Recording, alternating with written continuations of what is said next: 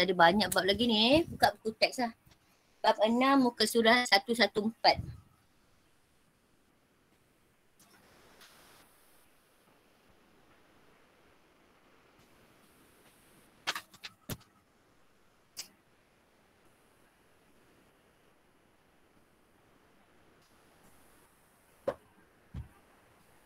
Okey, ada buku teks tak?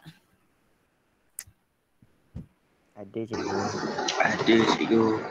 Okey, bukalah. Okey, bab 6 ni tak banyak sangat. Okey, tak banyak juga. Tengok je lah. Okey, mesti ni cikgu share awak.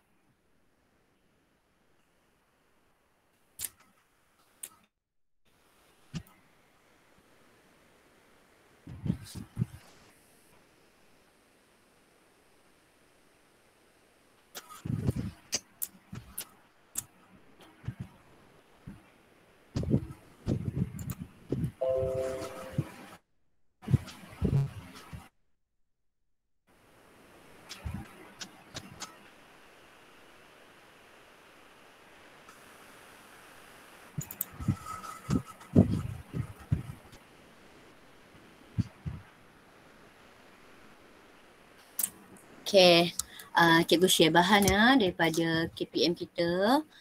Tajuknya ialah apa benda ni? Cabaran selepas pembentukan Malaysia. Okay, maknanya selepas kita membentuk Malaysia, gabungan negeri mana ya?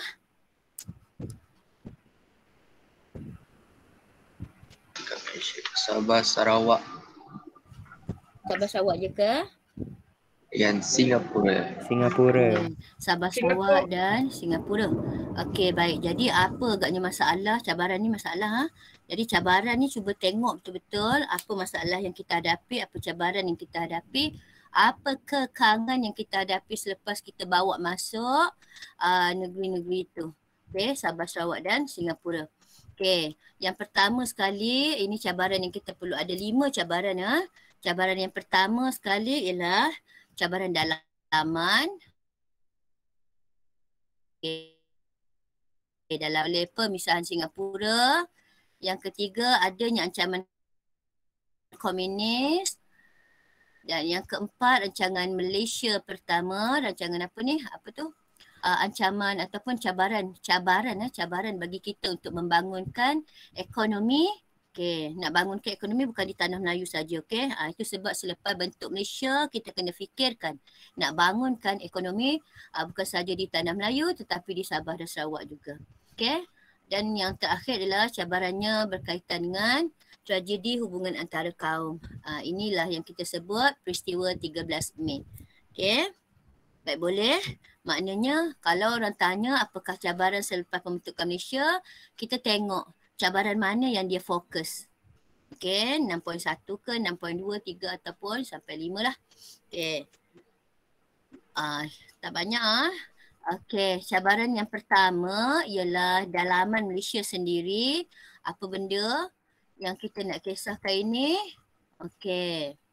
Cabaran dalaman yang pertama disebabkan oleh ini berkaitan dengan di Sabah Sarawak lah. Okey. Terdiri daripada latar belakang kaum etnik yang berbeza. Okey, kena bayangkan di Sabah Sarawak etnik yang berbeza itu satu cabaran pada kita. Okey.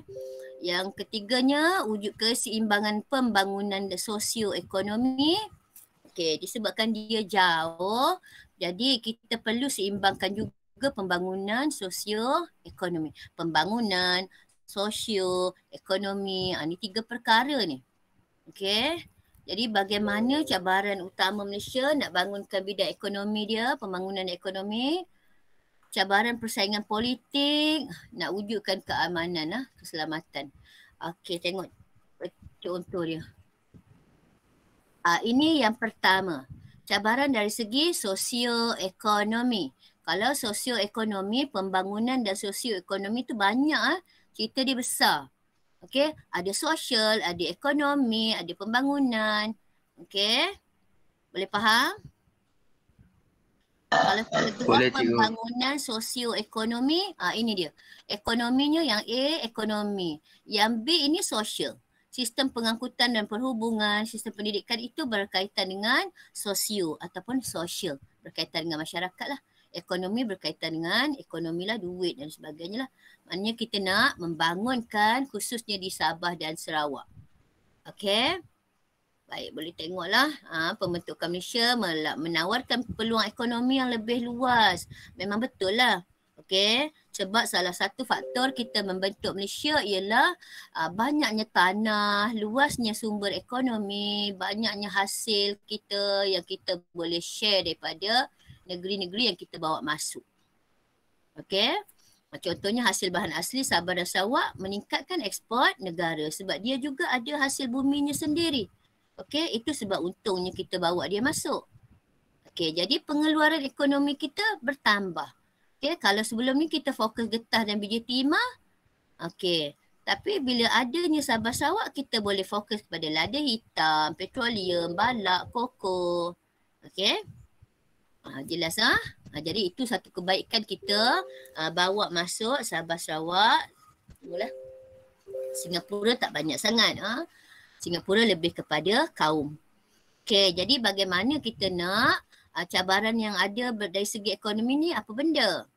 Okey, di Sabah Sarawak, okey, ada hasil bumi yang banyak. Okey, hasil buminya banyak tetapi tidak pandai dikomersialkan. Rakyat masih mengamalkan pertanian sara diri. Masih ditakut lama ataupun dia masih belum pandai di Sabah Sarawak belum pandai. Itu sebab British tak beri peluang pada dia untuk mentadbir. Okay. Dia agak terkebelakang. Jadi dia ajak Sabah Sarawak untuk menyertai Malaysia. Jadi dari segi ekonomi pun macam ni lah.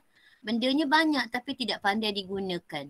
Okay. Dia masih mengamalkan pertanian sara diri. Okay. Jadi apa yang kita buat? Kerajaan perlu menyusun bidang pekerjaan. Okey, nak pelbagaikan pertanian komersial. So kena bayangkan kalau hasilnya banyak tapi masih dibuat cara lama, kerajaan perlu komersialkan. Apa maksud komersial? Apa maksud komersialkan? Macam memasarkan ke cikgu? Ya? Macam memasarkan benda memasarkan? Itu je. Pertanian sara diri dan pertanian komersial ataupun pertanian dagangan. Okey, apa itu? Beza dia apa? Cikgu, yang komersial tu macam dalam kadar yang besar. Ya, berskala besar. Okey, berskala besar, modalnya besar, pekerjanya ramai. Itu yang perlu kerajaan, itu cabaran yang perlu kerajaan Malaysia buat.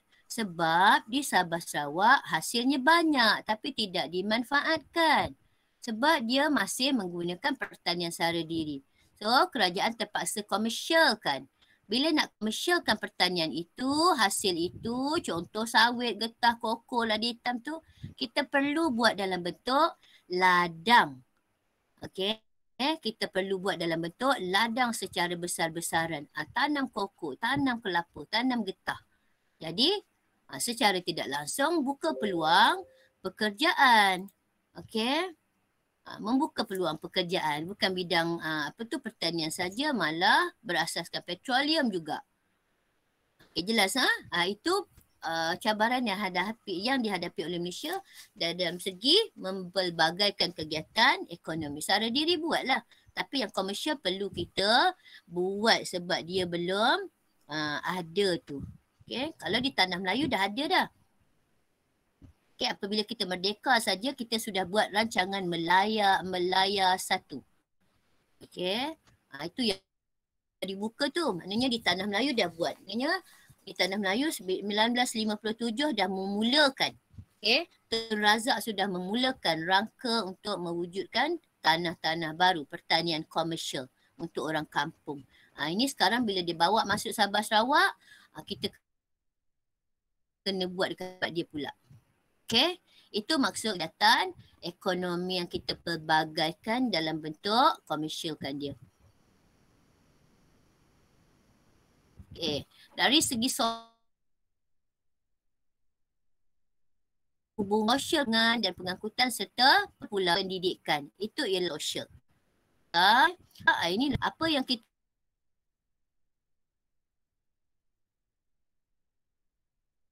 ekonominya dari soil pula yang nak bangunkan laut. Jadi satu kerja melalui rancangan pembangunan 5 tahun Malaysia. Okay, kita ada rancangan pembangunan 5 tahun.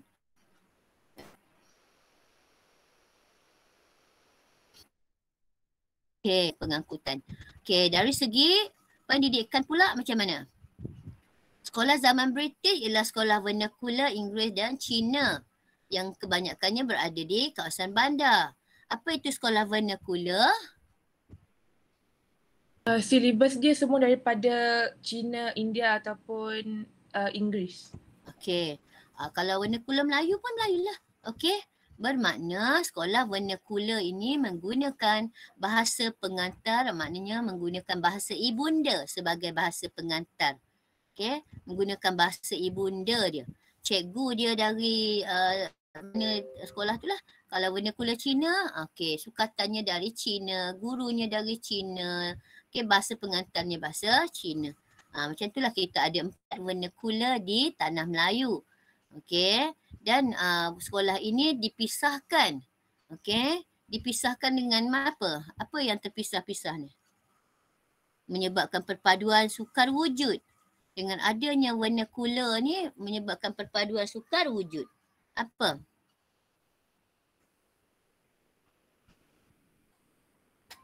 Kita boleh jadikan ni sekolah vernacular menyebabkan perpaduan tidak dapat diwujudkan. Okey, bagi cikgu jawapan. Sambil awak tengok point, kita kena jawab kebat. Macam mana cikgu tadi? Okey, dengan pembentukan sekolah vernacular Cina, Tamil, Inggeris, Melayu ini menyukarkan perpaduan. Okey. Bahaskan. Jelaskan, terangkan. Apa benda nak cakap? Sebab mereka tak biasa bergaul antara satu sama lain dan mereka dah biasa macam diasingkan. Okey, diasingkan macam mana? Itu selalu pelajar akan bagi jawapan umum macam tu. Diasingkan melalui pendidikan iaitu menyertai sekolah yang berbeza-beza mengikut kaum. Okeylah. Okey, boleh. Memang itulah, tapi kita kena detail lah. Okey, disebabkan sekolah vernacular ini dibina oleh British berasaskan tempat tinggal. Macam tu kita kena sebut berasaskan tempat tinggal. Contoh, vernacular Inggeris, vernacular Cina di kawasan bandar, vernacular Tamil di kawasan ladang getah, yang sekolah Melayu di kawasan kampung lah. Okey, jadi berpisahnya ataupun terpisahnya tempat tinggal menyebabkan kita tidak berjumpa. Kita tidak berpeluang untuk bergaul. Itu teruknya sekolah vernacular. Selain itu, penggunaan bahasa yang berbeza. Okey, menyukarkan kita nak faham kalau kita jumpa mereka nanti. Okey, jadi kita kena sebut perbezaan ataupun dari segi apa, tempat tinggalnya dibezakan dari segi kegiatan ekonominya. Okey, menyebabkan kita tak jumpa. Itu sebab salah satu cara untuk mewujudkan bahagian bidang pendidikan yang selaras untuk semua kaum, tak kira Cina, India ke apa ke, kita wujudkan sekolah kebangsaan. Itu maksud sekolah kebangsaan. Okey. Diwujudkan kali pertama, sekolah kebangsaan menggunakan bahasa Melayu sebagai bahasa pengantar. Siapa-siapa saja boleh masuk. Okey, itu sebab kalau sekolah rendah jenis kebangsaan, faham tak? Sekolah rendah jenis kebangsaan?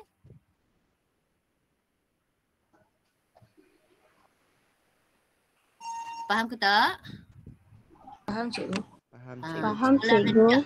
Sekolah rendah jenis kebangsaan, lepas tu dia dalam bracket tak kira lah C ke T ke. Okey, apabila dia naik saja tingkatan 1, dia perlu masuk kelas peralihan. Mana umur dia gugis tahun.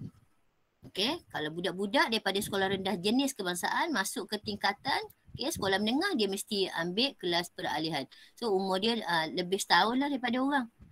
Jadi kenapa tu kita nak mengajar dia, kita nak membiasakan dia tentang bahasa Melayu. Itu sebab dia belajar amalan bahasa Melayu sangat banyak. Okey, masa dia belajar amalan bahasa Melayu tu sangat banyak. Okey, sekolah kita tak ada peralihan. Okey, jadi ini cikgu tunjuk kat sini kenapa penggunaan perkataan sekolah vernakula boleh dijadikan soalan esei kebat. Baik. Jadi nak memajukan sistem pendidikan di Sabah Sarawak, jadi kita kena sediakanlah usaha ditumpukan untuk bina sekolah dan latih tenaga guru. Untuk siapa? Khususnya kaum Bumiputera. Okey, sebab mereka di kawasan pedalaman. Ini cikgu sebut siapa jadi guru di kawasan Sabah Sarawak, di kawasan pedalaman, allowance-nya sangat besar. Pasal apa? Dia susah kat sana. Okay. Sistem pengangkutan dan perhubungannya sangat susah. Kawasannya sangat pedalaman. Jadi dia perlukan tenaga yang banyak. Okey, boleh? Ini dari segi ekonomi dan sosial. Boleh faham ya? So cikgu teruskan? Boleh cikgu. Okay. Boleh. Nah, ini kita dah buat ni cabaran dari segi politik pula. Dia memang biasa akan ada cabaran PES. Okey, kalau kita kata apakah cabaran yang dihadapi ataupun apakah cabaran dalaman yang dihadapi selepas pembentukan Malaysia. Inilah kita nak cerita PES. Ni politiknya PES. Okey, ekonomi yang tadi, sosialnya yang tadi, perhubungan dan pendidikan, ekonomi kepelbagaian, komersialkan bahan mentah, hasil pertanian, ini politiknya. Kita dah sebut begitulah sedang berlaku di negara kita sekarang kan. Apa ya? Kerajaan kita apa ya sekarang ni? PM. Apa berlaku sekarang ni?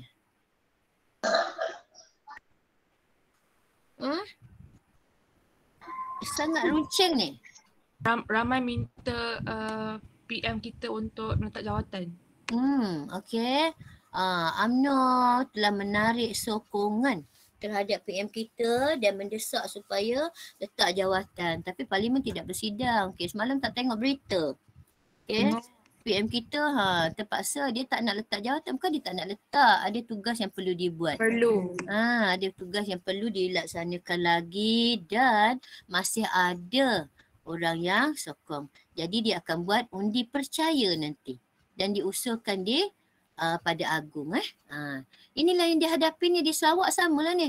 Stephen Kaloningkan mendapat undi tidak percaya. Okey. Jadi dia cabar keputusan itu di mahkamah. Dia jadi balik semula ketua menteri. Tetapi krisis politik ni disebabkan keamanan Sarawak. Okey. Tak stabilnya keamanan ataupun tidak aman di Sarawak. Menyebabkan darurat diganti. Stephen Kaloningkan yang mendapat undi tidak percayalah ataupun tidak berpuas hati.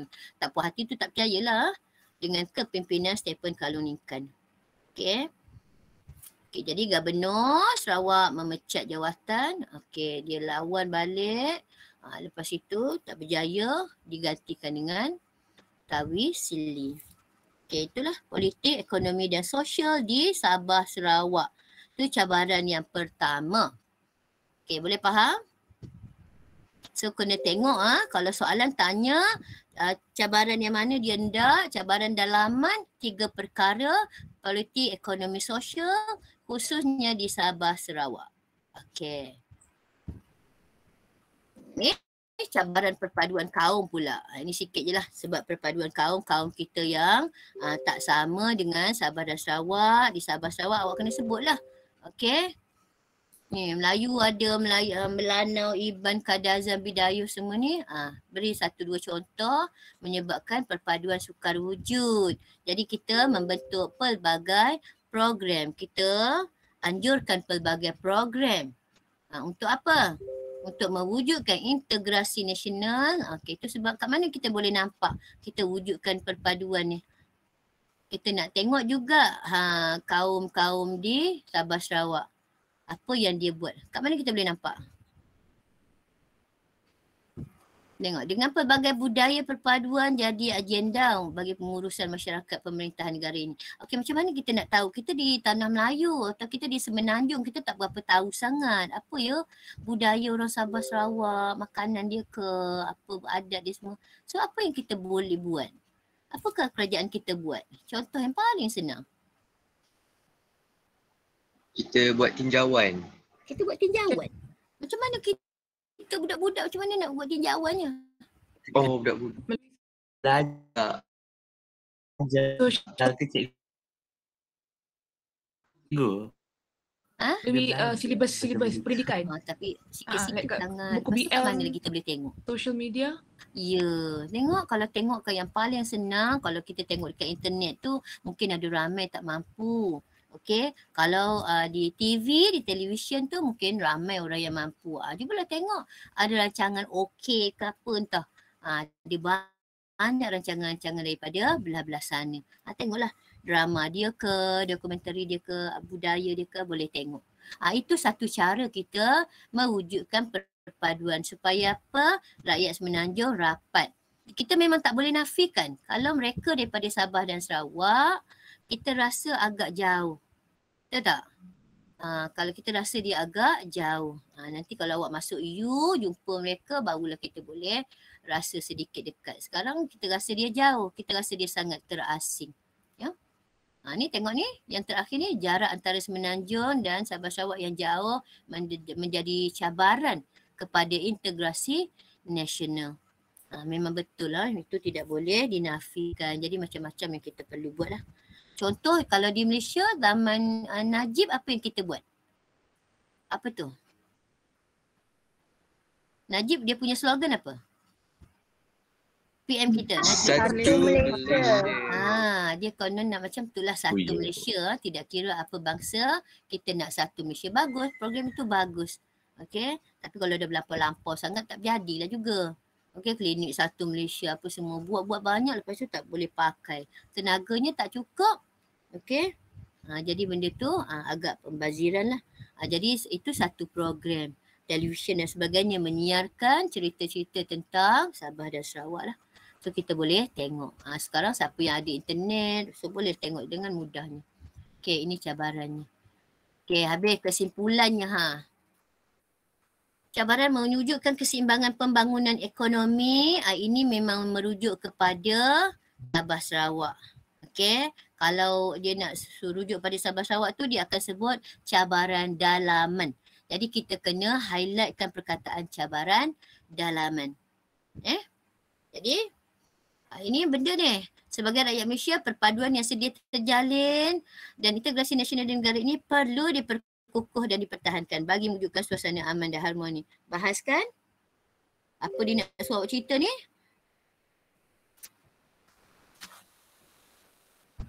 Dia suruh cerita apa ni? Perpaduan yang dia sedia terjalin ni perlu diperkukuhkan, dipertahankan. Jelaskan. Sebenarnya soalan mudahnya apa? Kepentingan perpaduan kaum. Kepentingan? Perpaduan kaum. Ya, kepentingan ke? Lebih kepada kepentingan ke soalan dua? Okey, soalan sejarah dia macam ni lah. Soalan sejarah dia macam ni, dia tak semestinya ada tanda soal. Soalan sejarah dia bagi macam ni je. Dia tabur macam ni je. Okey, apa dia benarnya? Nombor dua ni dia nak apa? Kalau nombor satu dia nak yang tadi tau. Okey, PES, politik, ekonomi, sosial. Sosial tu pembangunan dari segi apa?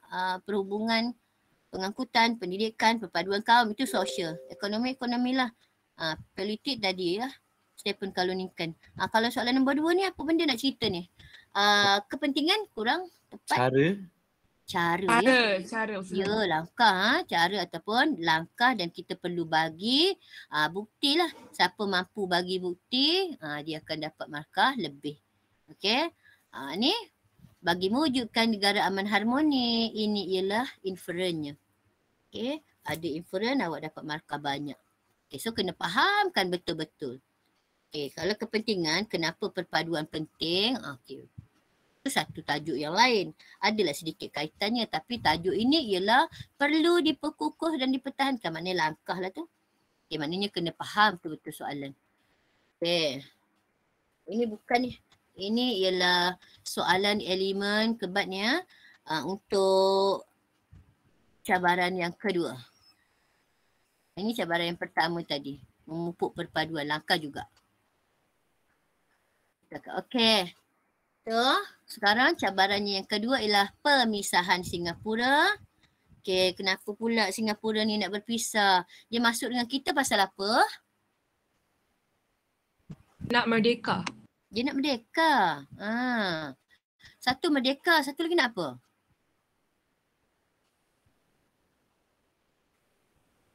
Yang paling ni dia nak merdeka. Hapuskan komunis ke cikgu?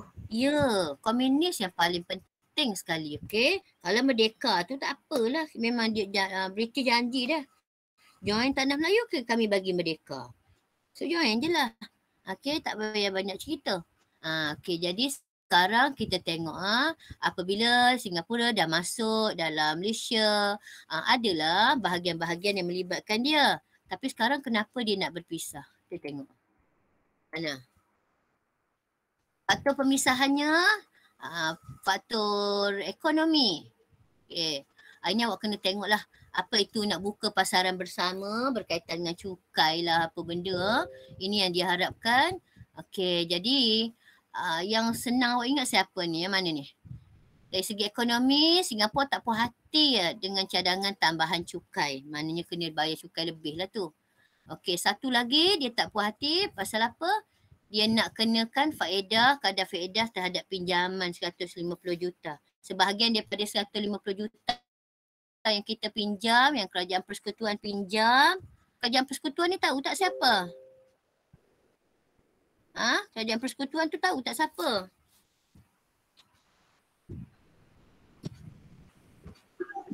Kerajaan ni lah cikgu. Apa tu? Kerajaan persekutuan ni kerajaan yang uruskan macam mana?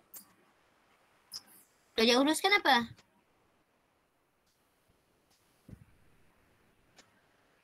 Kan kita dah buat kerajaan persekutuan dan kerajaan negeri. Inilah kerajaan persekutuan, kerajaan yang menguruskannya. Kerajaan yang ditajui oleh Perdana Menteri dan menteri-menteri kabinetnya. Okey. Jadi Perdana Menteri perlu membangunkan negeri yang ada di bawahnya. Tanah Melayu tak apalah dekat. Kerajaan persekutuan kita berpusat di Kuala Lumpur, berpusat di Putrajaya, dekat. Tapi ketika ini, okey, kerajaan persekutuan pinjam duit daripada Singapura 150 juta. Daripada 150 juta ni nak pinjam buat apa? Nak bangunkan Sabah Sarawak, tadi dah cerita dah. Okey, nak komersialkan pertanian dia, nak bangunkan pengangkutan, nak bina sekolah, nak latih guru, nak adakan program perpaduan. Tu semuanya nak pakai duit. Jadi Singapura nak kenakan kadar faedah. Okey, nak kenakan bunga lah senang ceritanya. Sebahagian daripada 150 ni nak dikenakan kadar faedah. Jadi kita tak maulah persetujuan awalnya mungkin tidak macam ni lah kot. Okey. Yang keduanya, dari segi politik. Cikgu suka susun PES. PES. Ni. Okey, dari segi politik, Lee Kuan Yew tak puas hati peranan Singapura yang sangat terhad. Tak puas hati yang mana ni agaknya?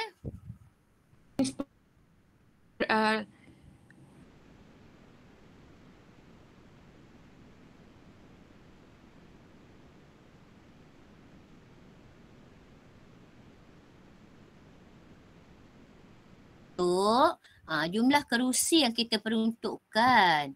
Okey, dah Singapura tu kecil, tak payahlah ramai-ramai. Okey, kita bagi je 15 je kan. 15 je kerusi itu terada dalam Perlembagaan Malaysia. Apabila dituju saja masuk, kita dah sebut dah. Okey, 15 kerusi untuk Singapura, 16 untuk Sabah, 24 untuk Sarawak. Dia ikut besar tempat lah. Sama juga di dalam Malaysia. Kalau Melaka tu kecil sikit je lah wakil dia, kerusi dia. Yang boleh dipertandingkan takkanlah banyak pula.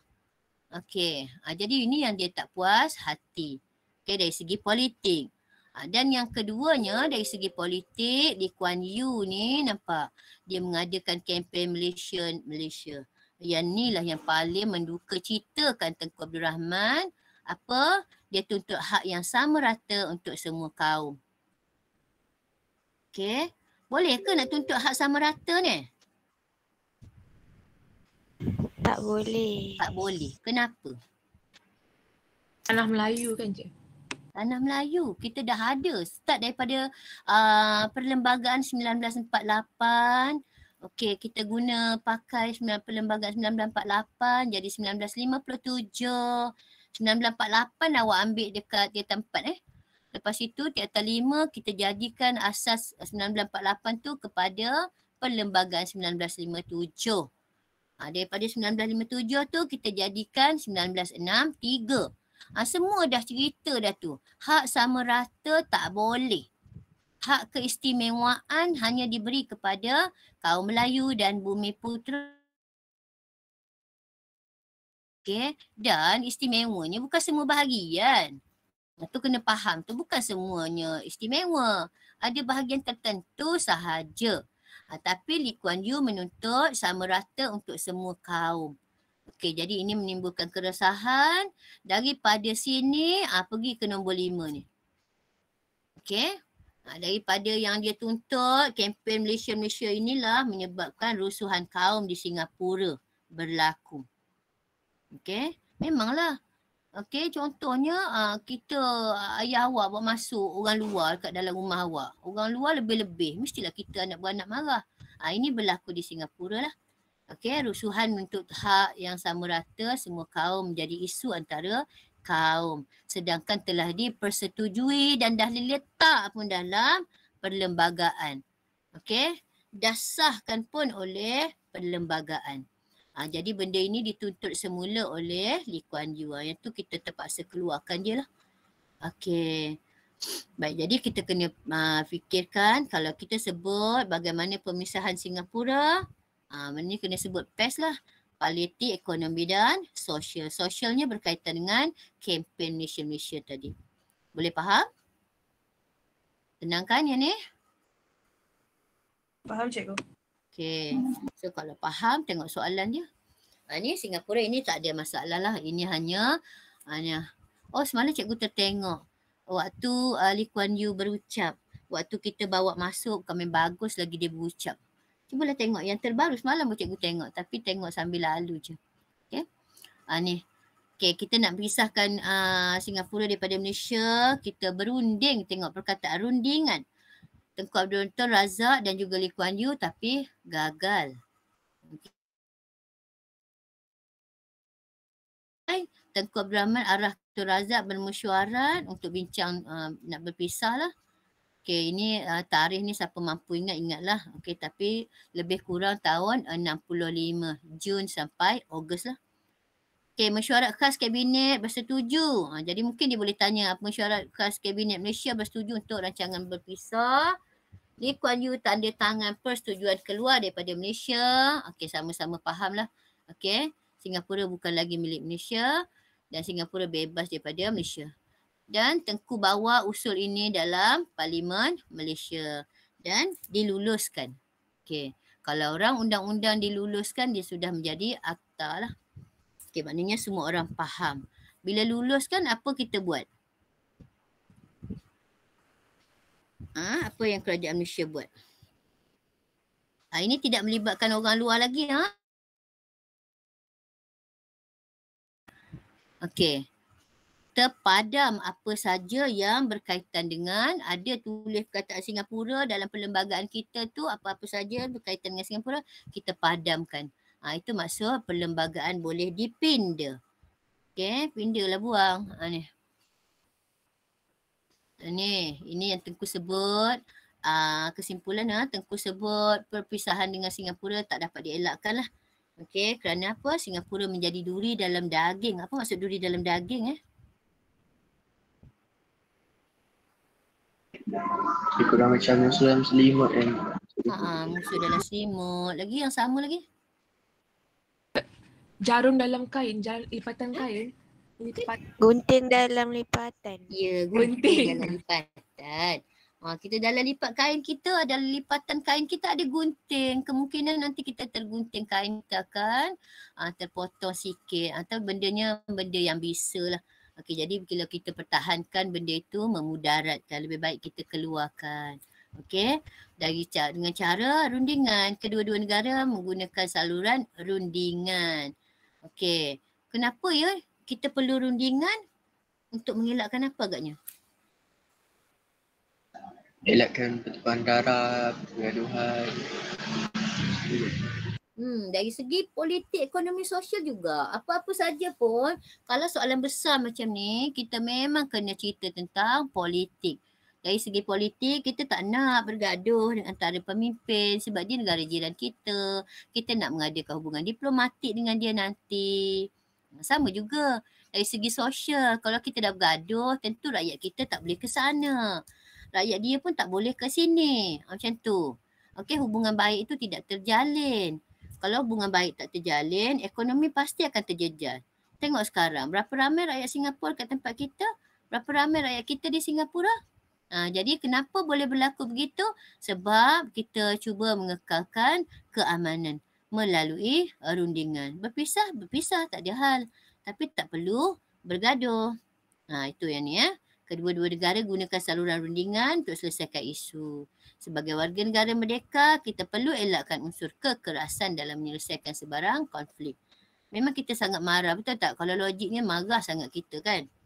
Macam-macam usaha kita buat, dia dah masuk, tak dan 2 tahun, dia nak keluar.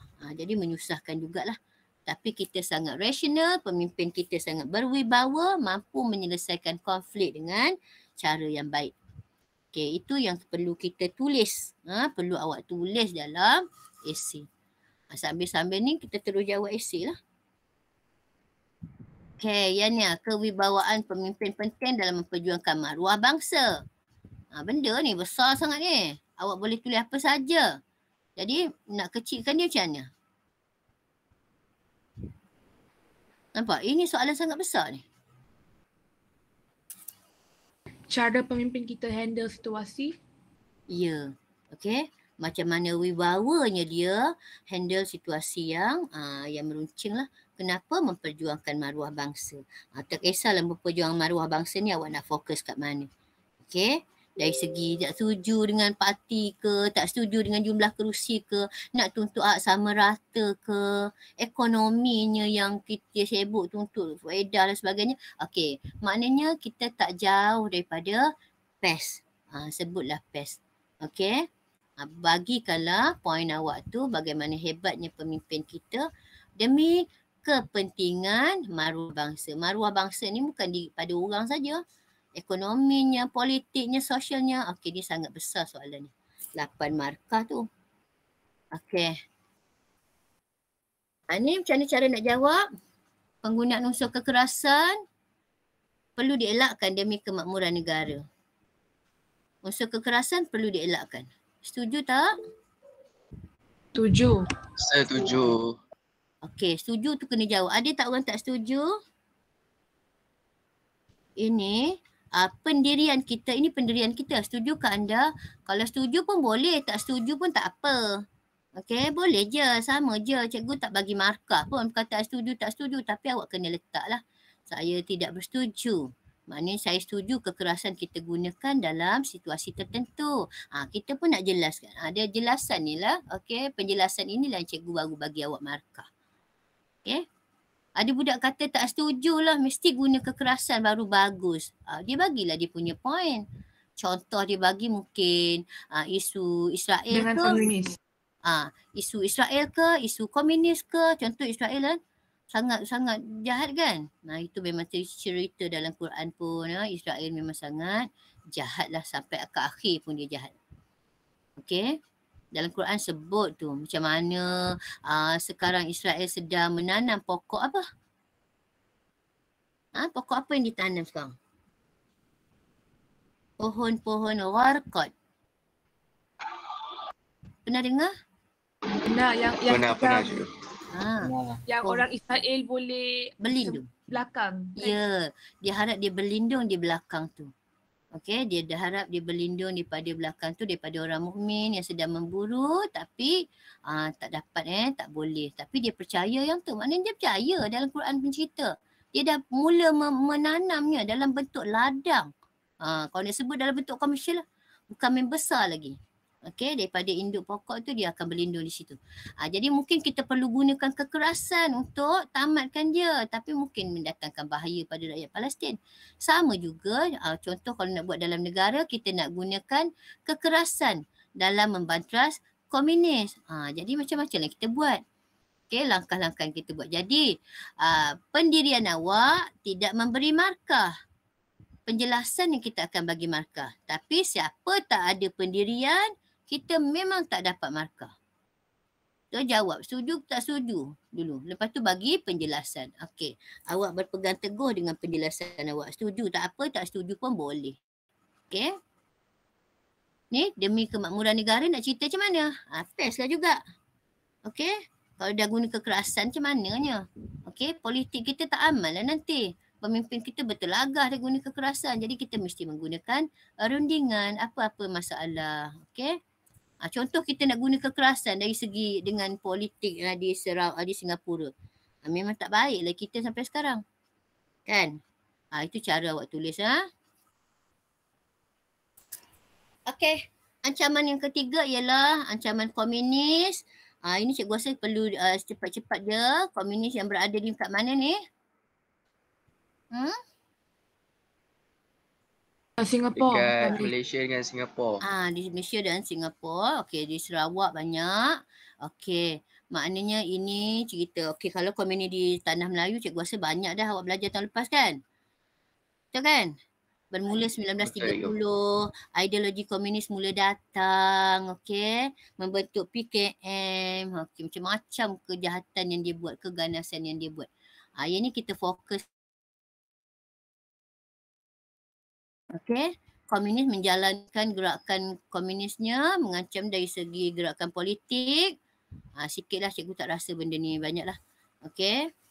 Gerakan politik melibatkan di Sarawak, kerajaan Sarawak memburu dan tangkap ahli yang terlibat. Ini yang dibuat oleh komunis di Sarawak. Okey, menyusup masuk dari dalam politik.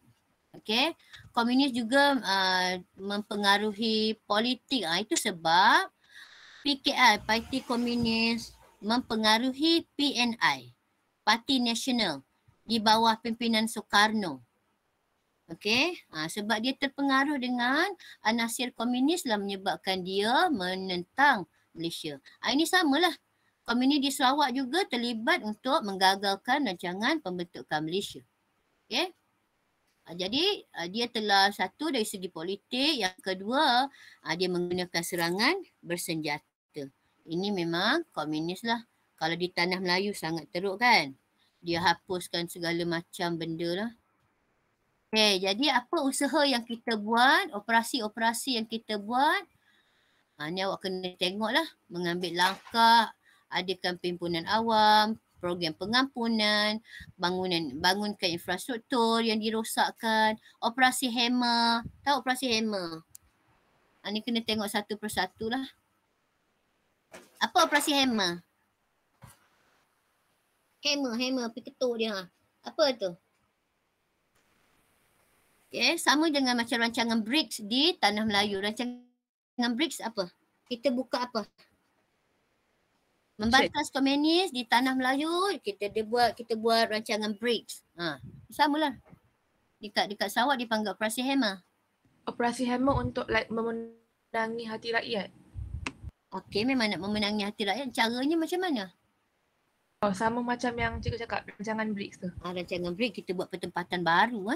Kita buat penempatan baru, kita pindahkan orang supaya runtuhkan ataupun putuskan rantaian dengan komunis.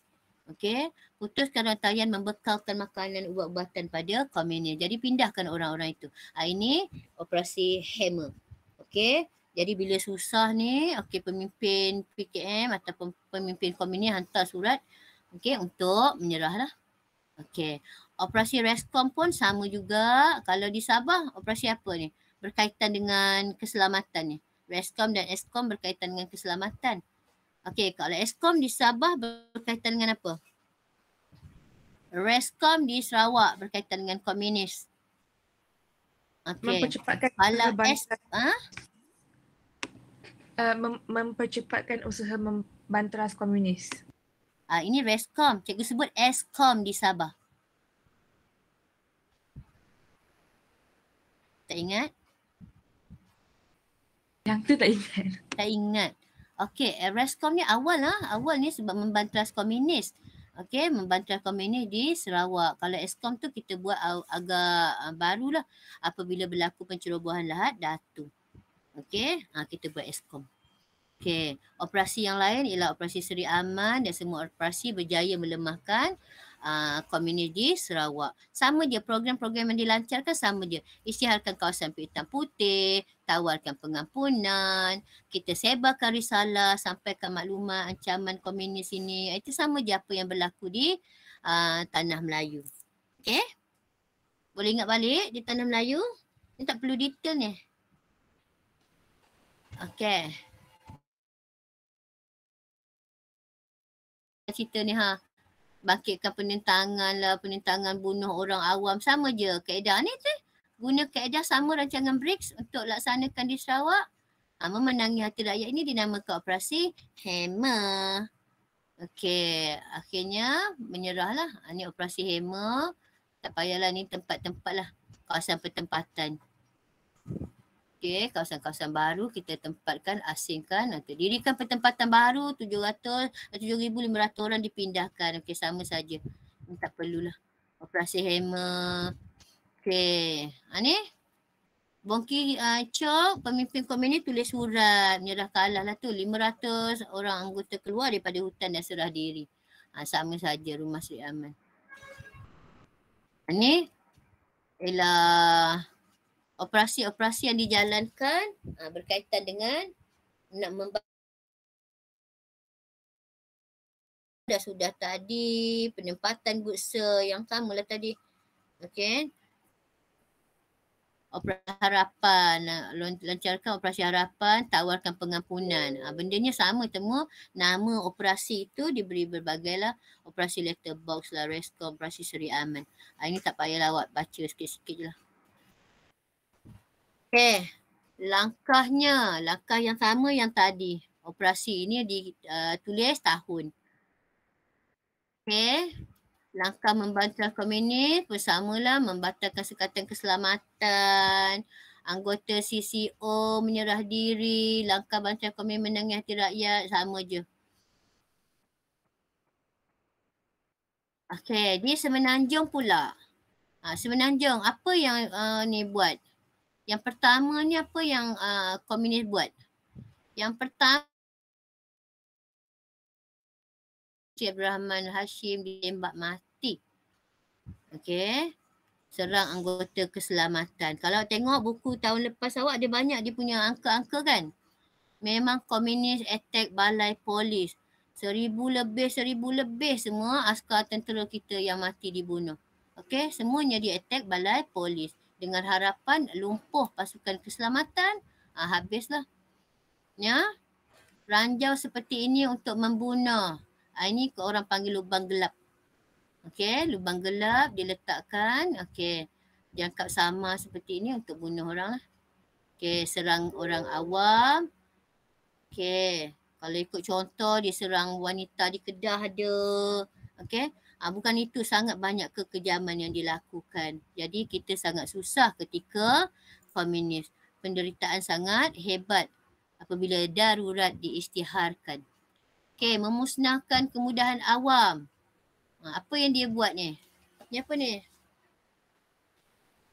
Kemudahan awam yang ada ni apa ni? Memperingati tokoh-tokoh kita. Apa dia pergi bom ni? Tugu Negara. Tugu Negara. Pernah awak pergi Tugu Negara? Pernah.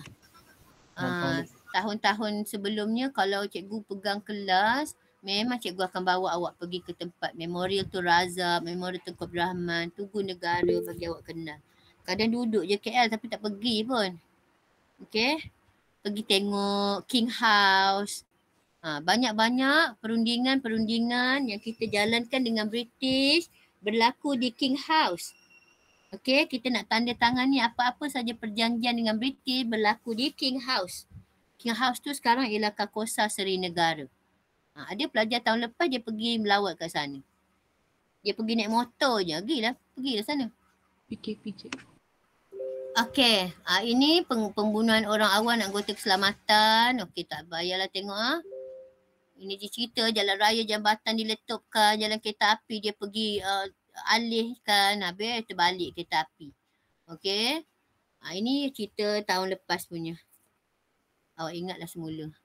Ini pengebuman Tugu Negara.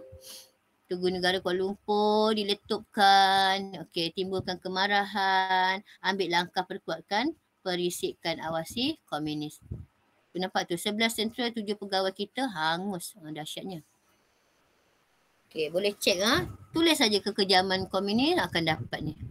Ini langkah yang kita nak atasi komunis ialah COIN. Ini kerjasama antara ahli-ahli politik, agensi kerajaan. Okey. Lepas itu kerjasama sempadan. Sempadan dengan mana ni? Langkah membantu komunis di tempat kita. COIN satu, yang kedua dengan Thailand. Okey. Kita bina pagar sempadan. Okey, jadi kesan dia apa? Ni. Dia selalu tanya kesan. Tu, bantuan komunis hadapi masalah, mereka bina kemah di luar sempadan negara. Langkahnya adakan persefahaman, kerjasama sempadan. Okey, bina pagar sempadan dalam operasi bersama. Mana kita ada kerjasama dengan Thailand, kita berbaik-baik. Okey, itu sebab Thailand setuju kita bentuk Malaysia. Okey, jadi keselamatan, keamanan lebih terjamin. Nampak ni? Kesan dia. PKM setuju bubarkan unit bersenjata. Dia musnahkan habis segala senjata api dia, bahan letupan dan jerangkap sama yang dia buat. Bagus. Kenapa? Dia tak boleh pergi mana dah. Dia nak keluar ke Thailand, sudah disekat. Okey? Ini bagusnya kerjasama dalam membanteras komunis. Kerjasama dalam mengekalkan keamanan. Okey, boleh? Awak tak akan jumpa nanti soalan dia suruh susur galurkan tarikh-tarikh kita komunis punya tu. Tak ada. Kalau operasi mungkin. Okay, so kena fahamkan dulu operasi secara umumnya pengampunan. Okay, kawasan hitam putih. Lepas itu kita buat apa lagi yang kita buat untuk membantu komunis? Penempatan, kawasan baru. Jadi benda-benda itu secara umum. Kalau secara khususnya dia namakan operasi. Okey, contohnya kawasan baru operasinya operasi Hammer. Okey, pengampunan operasinya operasi harapan kan. Okey, tanda tangan operasi Seri Aman. Itu nama operasi itu merujuk kepada apa langkah yang kita buat. So kena tengok padanan dia. Okey. Nombor 1, kesimpulan kerajaan berusaha serius menjamin keselamatan negara berjaya dilakukan melalui pengorbanan anggota keselamatan. Okey, kalau awak ingat setahun lepas belajar sangat ramai anggota kita yang terkorban. Semuanya 1,000 lebih bukan sikit sebab banyak tempat yang dia serang. Okey, termeterainya perjalanan Hak Yai kat mana ni? Ini dengan Thailand tadilah kita bina pagar menghalang keluar masuknya komunis menyebabkan dia menyerah diri. Sebagai rakyat Malaysia kita perlu bangga dan bersyukur usaha menghapuskan ancaman komunis telah berjaya dan negara kembali aman dan makmur. Okey, boleh faham? Boleh cikgu. Boleh, senang kan? Dia cuma banyak tu kalau awak nampak operasi-operasi tu. Senang sebenarnya kalau awak faham operasi tu awak buat ni. Operasi Hammer nak buat apa? Okey, operasi Hammer untuk apa? Operasi Harapan untuk apa? Senang. Kalau secara umum awak akan cerita penempatan baru. Nak markah lebih awak buat operasi Hammer. Okey, nak markah lebih lagi bagilah kesan. Situlah. Okay. Dah. Ni tak yalah kestabilan politik penting. Tak apalah ni. Kerjasama semua pihak, pemimpin, anggota keselamatan dan rakyat kunci kerjasama. Ancaman komunis. Itu ni COIN tadi boleh lah tu. Sikit je. Isu pembangunan ekonomi, nak terus ke? Nak sambung? Cabarannya yang keempat. Yang pertama, cabaran dalaman Sabah Sarawak, PES Sabah Sarawak. Yang kedua, pemisahan Singapura, PES juga. Yang ketiga, komunis, Sarawak dan Tanah Melayu. Yang keempat, pembangunan Malaysia planning ni. Ni rancangan Malaysia pertama. Sebelum ni kita ada rancangan Melaya pertama, rancangan Melaya 1, rancangan Melaya 2, rancangan Malaysia 1. Kita dah bawa masuk dia, tukarlah. Kalau tak Melaya tu dah tukar kepada Malaysia. Nak teruskan ke simpan ataupun awak nak baca? Saya rasa sambung Sambung hari apa? Cikgu Bila tak puas hati telefon lah. boleh cikgu. Ah? Cikgu tak puas hati kenapa cikgu? Apa dia? Cikgu tak puas hati kenapa? Tak, cikgu tak puas hati kalau cikgu tak dapat terangkan pada awak. Okey? Berdosa cikgu ha. Biarlah awak pandai pun tak apa. Tapi kenalah cikgu cakap sikit. Ni rancangan Malaysia pertama. Yang tadilah getah, okey. Kejatuhan harga bahan mentah menyebabkan kita lancarkan cara untuk mengatasilah. Kita tak boleh bertumpu pada satu bahagian. Okey, kita hanya ada 2 lagi cabaran. 6.4 tentang pembangunan pembangunan ekonomi dalam rancangan Malaysia.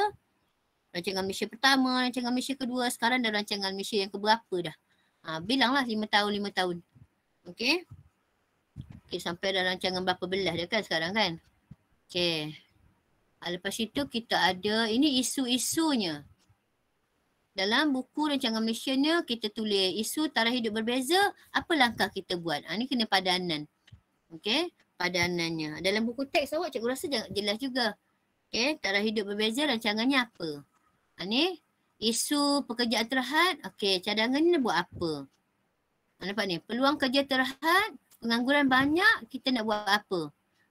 Anggur, kenapa? Dia tak ada kemahiran. Kita buatlah pusat latihan vocasional dan teknikal. Okey. Dulu-dulu pelajar kurang pandai, okey, pelajar yang tak pandai kita hantar dia pergi vocational.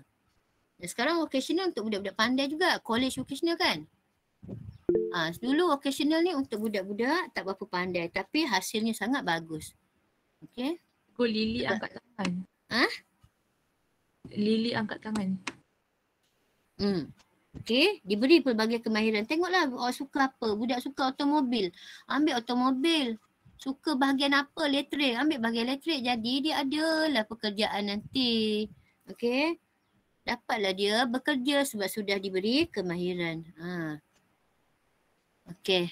Maknanya rancangan ini isu dan langkah mengatasi masalah kesihatan dan sosial. Ramai orang ni kalau mengandung ke apa, tapi ni wanita menghamil, okey, tapi kesihatan tu tak bagus. Usahanya kurangkan kadar kelahiran. Okey, kita kenalkan rancangan perancang keluarga. Kita sediakan perancang keluarga.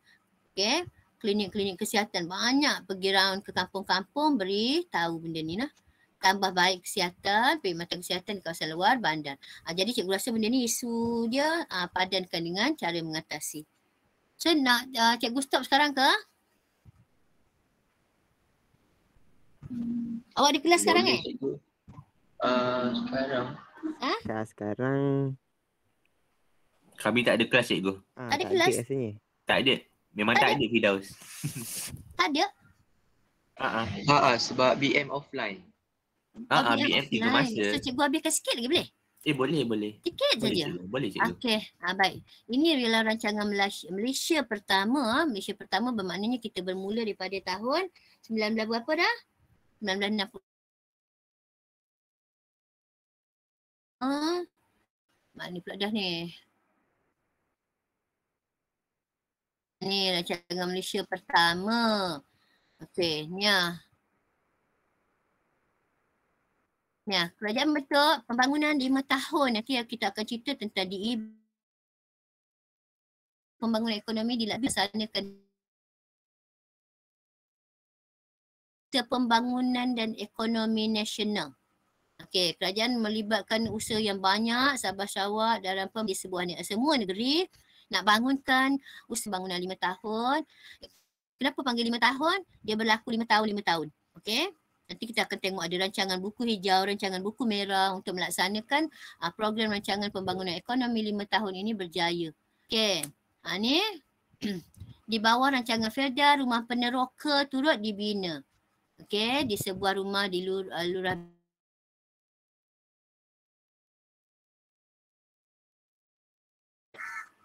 Okey. Kenapa? Apa ada di Felda? Tanaman tanaman. Tanaman apa? Apa sawit, Apa Kelapa sawit dan pokok getah? getah, getah. Okey. Untuk siapa tu? Untuk seluruh Malaysia. Ha? Untuk dibekalkan untuk seluruh Malaysia. Okey, yang sebenarnya tanah Felda ini, kita panggil tanah Felda. Felda, tanah rancangan Felda ini dibuka. Okey, nak dibuat tanaman komersial, kelapa sawit dan getah untuk penduduk kampung yang nak mengubah nasib. Okey, duduk di kampung. Tadi kita dah buat di Sabah Sarawak tadi. Okey, hasilnya banyak tapi tidak dikomersialkan. Okey, di tanah Melayu dah buat dah. Okey, sekarang kita nak fokus di Sabah Sarawak lah pula. Itu sebab Tun Razak dipanggil bapa pembangunan. Okey, dia punya idea lah membuka tanah penanaman getah dan kelapa sawit besar-besaran untuk diberi kepada penduduk kampung. Penduduk kampung nak bergerak ke kawasan-kawasan Felda itu pun diangkut dengan bas. Angkut family awak sekali semua. Jadi untuk awal-awal memang susah lah. Dan diberi. Kita dah tahu penduduk kampung susah dan diberi rumah-rumah yang besar-besar ni. Okey. Ni pengumuman rancangan Malaysia pertama. Jadi kita nak buat rancangan Malaysia pertama. Kenapa rancangan Malaysia pertama? Felda dibuat rancangan Melaya pertama lagi. Rancangan Melaya pertama bila kita merdeka, kita dah buat rancangan Melaya pertama. Khusus untuk penduduk di tanah Melayu. Penduduk Melayu kampung yang susah tu. Okey, sekarang kita nak buat rancangan Malaysia pertama. Kenapa? Bila kita bawa masuk Sabah, Sarawak. Dia lah yang susah, Singapura tak apa. Dalam rancangan Malaysia pertama ni, apa yang dibahaskan, isu apa yang dibahaskan. Yang pertama, tentang terlalu bergantung pada ekspor getah dan biji timah. Bila harga jatuh, kita dah susah. Penduduk terlibat daripada dalam bidang pertanian ketinggalan. Yang kita sebut tadi, dia gunakan sara diri, tak maju banyak lah. Sikit-sikit, belakang rumah ada kebun getah. Kebun getah, bukan ladang getah. Kebun dengan ladang lain. Petani masih berpendapatan rendah, pertanian komersial masih kurang diusahakan. Tak cukup duit. Ini yang kita pinjam daripada Singapura untuk membangunkan. Jadi usaha mengatasinya kena padan lah. Isu yang ada dengan usaha mengatasi. Contohnya, apa usahanya? Pelbagai kegiatan ekonomi pertanian dan industri pemprosesan. Kita dah mula buat. Lepas itu cari pasaran baru bagi getah biji timah. Tak jual pada seorang, kita jual pada banyak tempat lah. Pasaran baru dan pelbagaikan bidang pertanian. Kita tanam benda-benda lain yang tadi kita sebut. Kelapa sawit koko, ladi hitam. Dan pelbagaikan pengeluaran komoditi negara. Apa saja bahan yang ada, sumber yang ada kita guna pakai untuk mengatasi isu terlalu bergantung pada ekspor getah biji timah. Ekspor getah biji timah ni siapa yang pakai sebenarnya? Siapa yang beli kita ni? Kita. Kita beli tak? Kita nak ekspor. negara barat. Negara barat daripada awal kita sangat bergantung dengan barat, sangat bergantung dengan British. Disebabkan berlaku revolusi industri, British lah pembeli kita. Jadi tak bolehlah harap dia je. Jadi kita kena, ni usahanya ialah kita carilah pasaran lain. Jual kat orang lain sama. Itu cara mengatasi terlalu bergantung ekspor pada satu-satu pihak. Bila dah jatuh harga bahan tu, kita kenalah pelbagaikan bahan yang lain pula. Bahan mentah yang lain pula. Bila penduduk asyik cara lama, kita perkenalkan dia cara yang baru, lebih komersial. Itu semua perlukan duit. Ini berlaku dalam rancangan Malaysia pertama. Beberapa isu dan cara mengatasi. Isu pertama berkaitan dengan bidang pertanian lah. Isu kedua tentang taraf hidup kita yang berbeza. Taraf hidup kita yang berbeza. Ni tunjuk nampak kampung sawah lah ni. Di bandar sangat berbeza. Jadi cara apa? Kenapa kita berbeza ni? Berbeza kenapa?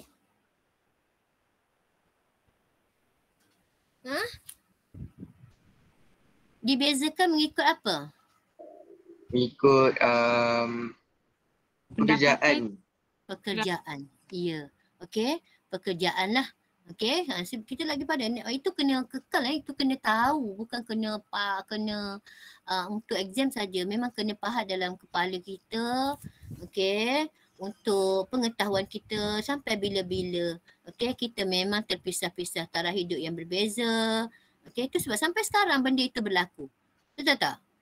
Taraf hidup orang Melayu macam mana, Cina macam mana, India macam mana, macam itulah. Itu kaum utama. Jadi cara mengatasinya, program pembangunan negara, satu rancangan bersepadu. Jadi kita buat apa? Kita buat aktiviti kilang dan pembuatan. Okey, buka kawasan-kawasan baru, kita wujudkan kilang-kilang. Okey. Untuk apa ni? Percepatkan integrasi dalam penduduk dan negeri Malaysia. Maknanya kita banyak bangunkan kilang-kilang untuk beri peluang pekerjaan sebab untuk meningkatkan taraf hidup.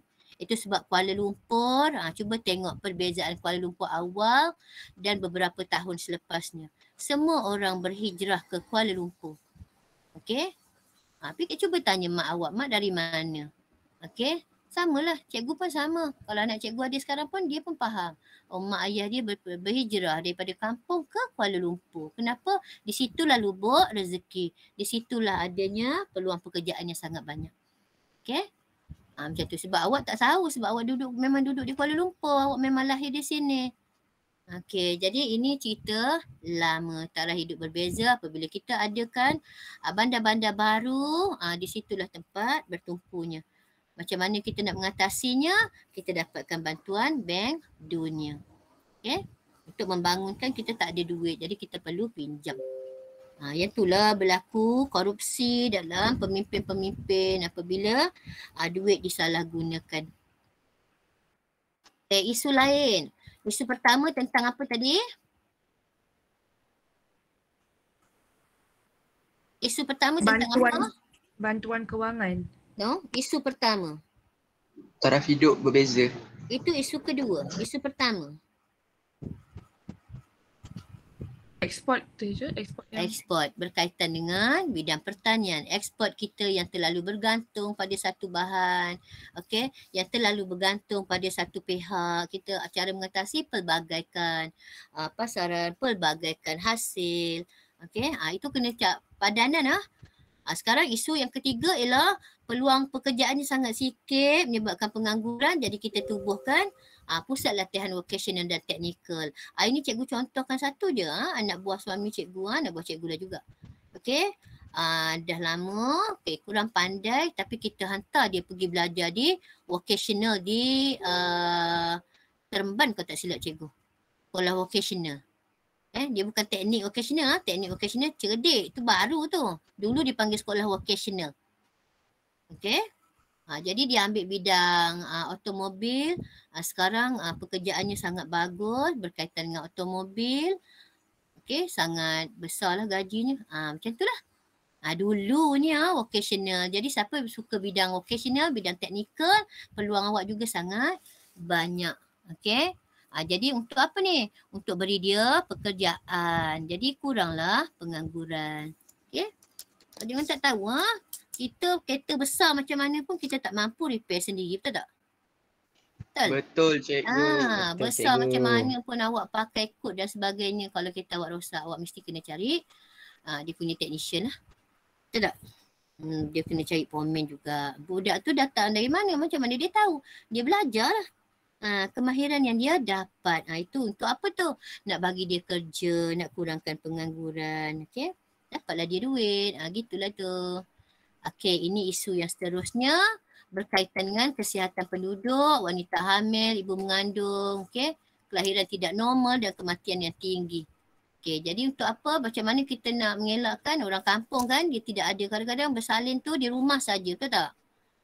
Dulu-dulu orang bersalin kat rumah je. Orang bersalin kat rumah je. Lepas tu satu tahap apabila banyak kematian mak, kematian anak. Okey, jadi kita tak benarkan lagi untuk bersalin di rumah. Nak bersalin mesti pergi hospital. Okey, jadi kurangkan kadar kelahiran. Macam mana nak kurangkan kadar kelahiran? Jangan awak cakap tak kahwin pula. Macam mana nak kurangkan kadar kelahiran? Adakan had. I tak. Ni kenakan program perancang keluarga. Inilah.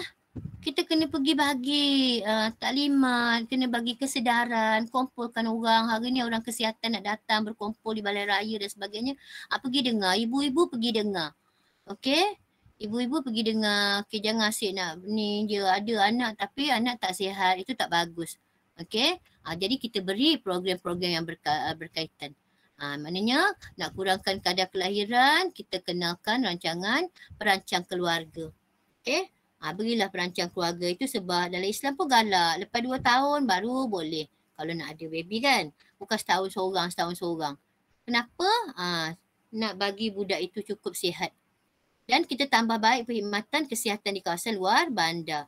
Itu sebab kalau di kampung-kampung, kalau awak tengok ada orang sakit ataupun ada orang ibu-ibu bersalin, dah keluar daripada hospital, akan ada petugas, akan ada nurse yang akan datang melawat ke rumah-rumah.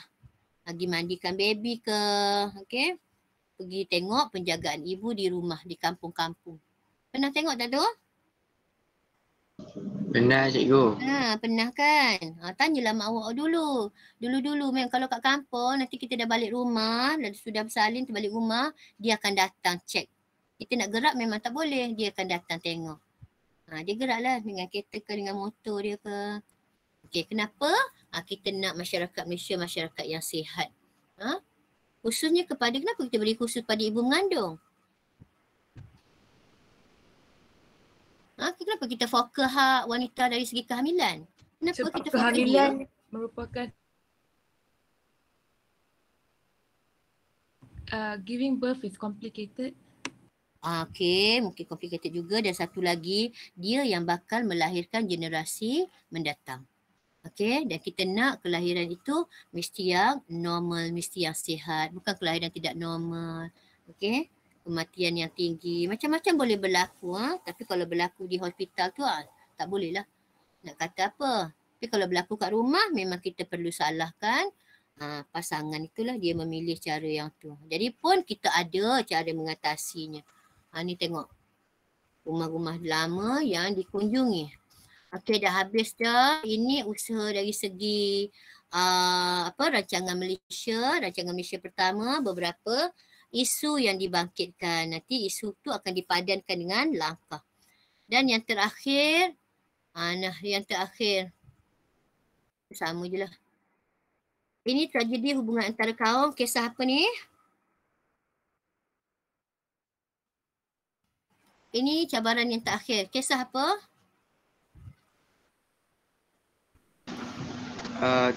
Tragedi 13 Mei.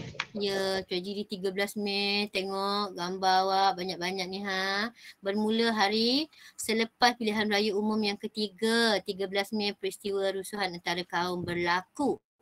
Dia bermula beberapa hari selepas pilihan raya PRU yang ketiga. Okey, PRU yang pertama bila?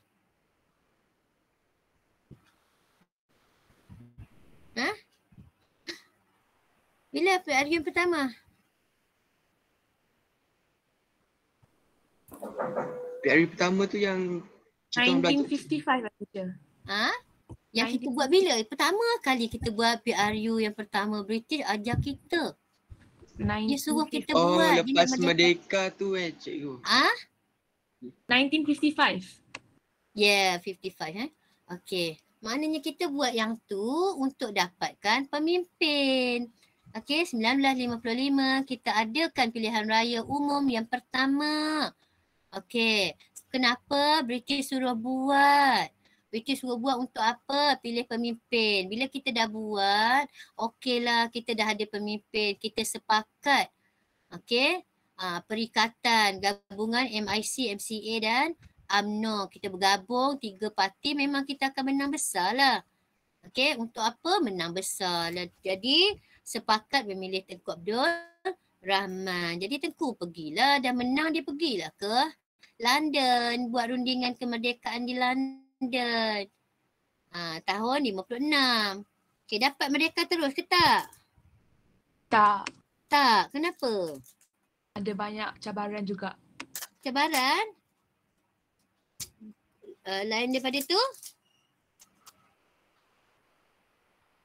British suruh tunggu. Okeylah 56 kita pergi bulan Februari. Tengku dah pergi dah nak rundingkan. Bila nak bagi kita merdeka ni?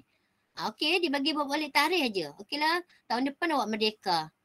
31 Ogos 57 awak merdeka. Dia dah bagi tarikh dah. Itu yang Tengku buat balik tarikh sahaja. Okey, dan diisytiharkan di Bandar Hilir Melaka. Itu sebut di situ juga dipanggil Dataran Kemerdekaan. Tengku turun di Melaka, isytiharkan tarikh merdeka. Jadi itu ialah Dataran Kemerdekaan juga.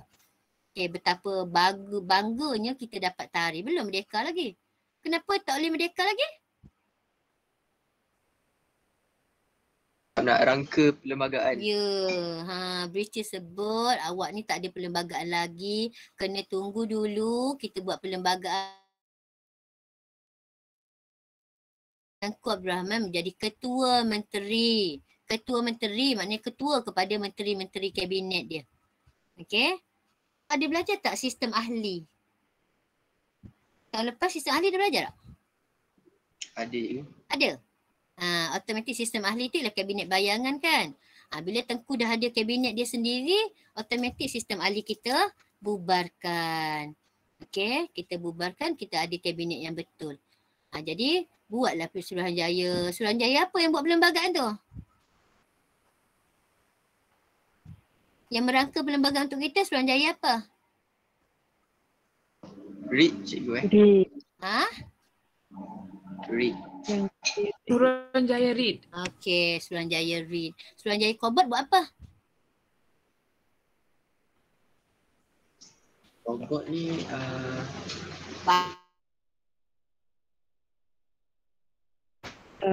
yang buat tinjauan. So kena faham betul-betul. Suruhanjaya Kobot tu boleh jadi esei tu apa dia punya tugas. Okey, peristiwa 13 Mei ni rusuhan kaum berlaku selepas beberapa hari pilihan raya umum diadakan. Okey, puncanya apa? Punca ketegangan penyokong parti politik yang provokasikan keadaan. Apa benda ni? Nampak ni, awak nampak ni dia naik lori ni. Nampak tak? Okey. Situasi ni cetukan rusuhan antara kaum berlaku di Kuala Lumpur, Selangor dan kawasan sekitar. Ini yang teruk, khususnya di Kampung Baru apabila MCA menang, okey parti Cina MCA menang, dia arak kemenangan dia tu dengan apa? penyapu. Penyapu. Ya, maksud dia sapu bersih. Okey, sapu bersih kawasan yang dipertandingkan tu dia menang. Maksud dia sapu bersih. Tapi bagi orang Melayu benda itu satu penghinaan. Maknanya kita tak boleh terima benda ini dia buat. Provokasi yang dia buat ni kita tak boleh terima. Kempen-kempen yang dia buat secara provokasi tu kita tak boleh terima. Maka berlaku peristiwa 3 ini peristiwa berdarah. Rusuhan 13 Mei ni peristiwa berdarah. Okey. Kesan apa? Ekonomi tak seimbang. Jadi kita dah memang semakin marah. Okey. Keputusan PRU punca rusuhan, ketegangan mula rasa waktu kempen lagi. Okey. PKM ambil kesempatan pula pengaruhi penduduk supaya bermusuh. Okey. Awak ingat tak Melayu radikal? Ingat cikgu. Melayu radikal. PKM, api, awas, batas semua tu. Itu semua pengaruhi oleh unsur komunis. Itu sebab British tak layan. Waktu 1948 dia buat perlembagaan rakyat itu British tak layan. Sebab bila ada komunis dia menggunakan unsur kekerasan. Okey. Dia melancarkan hartal. Pernah dengar hartal? Pernah cikgu? Apa tu hartal? Yang tutup kedai tu. Ya, yang tutup kedai tu semua. Benda itu melumpuhkan ekonomi. Macam sekarang lah, kita kedai banyak tutup. Pergi mall pun lengang, nak beli barang pun takut. Jadi kan, jadi benda itu menjejaskan.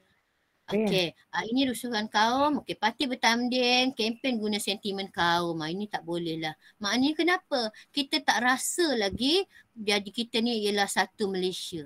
Kita masih rasa, aku, kau. Okey, kaum Cina untuk kaum Cina dia. Kaum Melayu untuk kaum Melayu, kaum India untuk kaum India. Jadi perarakan kemenangan tidak terkawal, timbulnya kekacauan dan provokatif.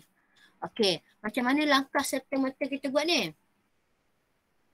Okey, langkah yang mula kita buat yang pertama sekali ialah kita terpaksa isytiharkan darurat. Okey, Agung terpaksa isytiharkan darurat. Okey, tengoklah darurat, bila darurat tu apa pun tak boleh buat. Sekarang pun agak darurat, parlimen tidak boleh bersidang. Okey, tidak boleh bersidang, orang semua duduk di dalam kem perlindungan, duduk dalam rumah dan sebagainya sebab kita nak mengelakkan ada berlaku rusuhan yang meragut nyawa. Okey, langkah 2 kita adakan mageran. Apa mageran? Mageran ni dianggoti oleh anggota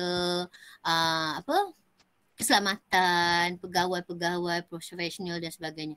Hasil daripada mageran ni kita buat apa? Majlis Gerakan Negara. Masa inilah yang kita rancang, okey, pentadbiran diuruskan oleh mageran. Kita tidak ada kerajaan, kerajaan tak ada, jadi mageran yang ambil alih. Okey, dialah waktu inilah rukun negara dibentuk. Okey, untuk selarikan, untuk selaraskan untuk semua kaum. Jadi kita bentuk rukun negara, kita harap rakyat Malaysia boleh menggunakan rukun negara ini sebagai panduan, sebagai pedoman. Okey, dan langkah ketiga ialah peranan raja. Okey, raja keluar ke arahan supaya rakyat dia ikut peraturan, jaga keamanan. Okey, boleh faham? Okey, kita buat mageran, kita buat rukun negara. Kalau di Indonesia, kalau kita tengok rakyat Indonesia, walaupun Cina, walaupun India, dia sangat patuh dengan berbahasa Indonesianya. Siapa yang punya tu? Kita panggil rukun negara dan kita baru buat dia 1969 bila berlakunya rusuhan kaum. Di Indonesia dia ada apa? Dan itu patut kita banggakan jugalah walaupun ini di negara jiran. Memang Indonesia menjadi inspirasi kita untuk berjuang menentang penjajah. Sebab Soekarno sangat hebat. Okey, apa yang Soekarno buat? Supaya rakyat dia sangat setia untuk satu negara iaitu negara Indonesia. Sangat setia dengan satu bahasa, bahasa Indonesia. Sangat setia dengan satu bangsa, bangsa Indonesia. Dipanggil apa tu? Indonesia Raya ke cikgu? Bukan Indonesia Raya. Okey, dipanggil Sumpah Pemuda. Kita baru nak buat Majlis Gerakan Negara, kita baru nak merangka rukun negara. Ada 5 perkara tu kan. Dia Sumpah Pemuda tu ada 3 je perkara. Tapi yang 3 itu diguna pakai dengan berkesannya sampai sekarang. Cuba awak tengok. Cikgu suka tengok Jessica yang abang dia main game tu. Terror tu. Just No Limit tu kan. Tahu tak? Tahu cikgu. Just No Limit abang dia adik dia Jessica. Apa benda tu lah. Awak tengok bagaimana dia berbahasa Indonesia. Tak ada sedikit pun bahasa Cina. Kenapa? Indonesia mengenakan hukuman yang sangat berat. Keluar daripada negara Indonesia sekiranya masih menggunakan bahasa Cina. Itu kita tak mampu buat lah. Di Malaysia tidak berjaya buat yang tu. Itu sebab Soekarno sebenarnya inspirasi kepada kita untuk bebas daripada yang Indonesia Raya tu apa?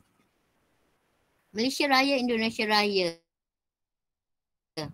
Itu kumpulan radikal yang bercadang untuk memerdekakan tanah Melayu dan Indonesia bersama-sama.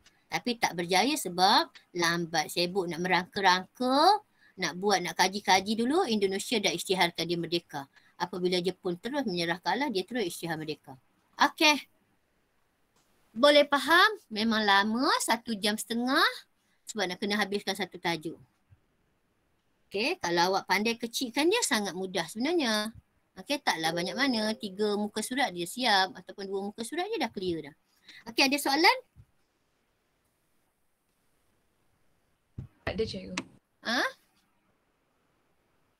Ni awak bacalah darurat ke itu darurat. Langkah pertama kita buat darurat dan semua negara, seluruh negara. Okey, perkara yang kita putuskan di jawatan kuasa khas. Okey, yang pertama sekali perlembagaan digantung, parlimen ditangguh. Kita tak boleh bersidang pun. Okey, kita adakan pusat-pusat perlindungan. Okey, pihak polis, pihak berkuasa. Okey, kuasa kan perintah berkurung. Tak boleh keluar, takut keluar nanti kena. Okey, susun semula perkhidmatan penerangan. Okey, untuk apa ni? Kita bagi berita-berita. Okey, hantar maklumat. Okey, mana-mana media ditapis dulu, takut tak betul. Bekalan makanan, nampak dia bagi bekalan makanan terutama di pusat perlindungan. Macam sekarang lah, kita sangat susah kan, COVID rupanya berlaku sekarang ya. Okey, kita sangat susah ada keluarga yang sangat susah, kita beri bantuan bekalan makanan. Ya. Masa rusuhan kita sediakan pusat perlindungan. Terlindunglah, maknanya sejaga keselamatannya. Dan pihak berkuasa memagar kawasan kampung baru yang dijadikan kawasan perintah berkurung besar. Di sinilah kenapa kampung baru lah peristiwa berdarah sangat banyak. Okey, secara banyak kat situ, ramai yang terkorban. Ini ialah mageran, masa gerakan negara. Yang pertama, Agung perkenankan. Agung perkenan. Kalau sebut Agung, perkenan. Okay, dia berkenan. Okay, bukan dia perkenal, NAL. Dia berkenan. Okay, kita buat ni, mageran untuk apa? Anggotanya ni, cikgu dah sebut, pegawai-pegawai polis, anggota keselamatan. Okay. Yang ketiga, mageran diberi kuasa memerintah. Nampak? Lama tu. Kenapa dia ada kuasa memerintah? Sebab kerajaan ditangguhkan. Bila tak ada parlimen tu, ditangguhkanlah. Okey. Dia diberi kuasa untuk mentadbir polis tentera. Maknanya kita ada semua cerita tu. Tanyalah ibu bapa awak. Dia yang bertanggungjawab. Maknanya anggota polis, anggota tentera yang bertanggungjawab mengawal ketenteraman negara. Dua fokus utamanya selesaikan masalah dan perpaduan kaum serta ketidakseimbangan ekonomi antara kaum. Jangan lupa disebabkan peristiwa ini berlaku. Apa tanggungjawabnya ni? Kembalikan keamanan, tentukan pentadbiran yang licin, kembalikan keharmonian, gantung sementara penerbitan semua akhbar sampai keadaan reda. Kita kuasakan akta hasutan. Mana-mana orang ni ialah akta hasutan. 1948 yang kita dah pernah buat. Okey, kita kuasakan semula lah. Okey, mana-mana yang nampaknya macam seperti menghasut, memberi idea-idea yang agak membahayakan, kita akan letak dia di sini. Akta hasutan. Mana dia akan penjarakan. Okey, Jabatan Penerangan tapis berita-berita palsu. Ini peranan raja, tak apalah, tak ada masalah lah. Okey, raja hantar, nasihatkan rakyat supaya jaga keamanan. Okey, dia bagi rakyat bertenang, tak ada banyak lah. Surat rayu penduduk supaya bertenang. Dah habis. Sejarah rukun negara ni boleh tengoklah. Dibuat oleh Mageran. Boleh awak tengok. Okey, ada soalan ke tak ada soalan? Ni benda ni. Aduh, hebatnya ni. Pengisytiharan darurat tahun 69 berbeza dengan pengisytiharan proklamasi darurat pada 21. Apa yang beza dia? Beza dia sebab Apa berbeza dari segi apa? Yang tahun 1969 tu pasal komunis kan? Yang ni pasal ni pasal apa? Bukan komunis. Bukan komunis. Ni pasal 13 Mei tu. Inilah 13 Mei. 13 Mei 69. Kita buat darurat. Sebab berlaku rusuhan kaum. Apabila pilihan raya diadakan. Kenapa salah ke pilihan raya tu? Pilihan raya tak salah, tapi cara meraihkan kemenangan, cara berkempen, menggunakan provokasi, menggunakan isu sensitif. Itu yang menyebabkan rusuhan kaum berlaku. Okey, itu darurat 69. So darurat 2021 ni benda? Pasal COVID-19, penyakit. Pasal penyakit. Okey, ini menggunakan senjata berdarah. Ini bukan kita punyalah. Okey, kuman, COVID menyebabkan kita terpaksa adakan darurat. Okey, sampai sekarang berjaya ke tak agak-agak? 50-50. 50-50. Okey, betul lah tu. Okey, walaupun angka semakin banyak kan? Angka semakin banyak, mencecah 20,000. Hari ni kita pun tak pasti 20,000 ke apa. Okey, semalam saja kurang 220,000 kan. Tapi pelbagai langkah kita dah ambil. Samalah tu. Ini pelbagai langkah kita ambil. Apa langkah mengisytiharkan darurat ni? 69 ni, langkahnya apa? Dia buat total lockdown dari pukul 6 petang sampai 6 pagi. Okey, 69. Kalau kita kata darurat 69 ni, okey, apakah langkah nak diambil untuk mengatasi masalah kerusuhan ini? Yang pertamanya apa? Ada 3 je langkah dia. Satu darurat. Wujudkan pusat perlindungan. Yang kedua, pelindungan. Okey, darurat yang pertama. Yang kedua, mageran. Yang ketiga, peranan raja. Oi. Itu sebab cikgu sebut, okey. Kalau kita boleh buat nota 1969, 13 Mei 1969, okey, buat kaki yang pertama darurat, yang kedua mageran, yang ketiga peranan raja. Macam tu. Okey, contoh proklamasi darurat 21 ni apa yang kita buat? Tangguh parlimen. Tangguh parlimen, okey, lagi? Dia keluar seorang sahaja. Langkah-langkah lah tu. Maksudnya itulah langkah. Okey, kita adakan gerakan, okey, ikut SOP, kita adakan SOP.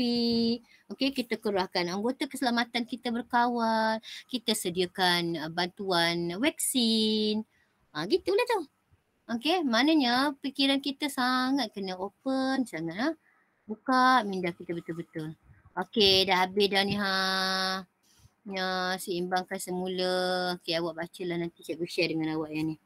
Okey. So, dah habis, dah lajak masa. Sebab cikgu offline dengan form 3, tak apalah cikgu ambil masa awak. Okey, so ada soalan untuk tajuk ni?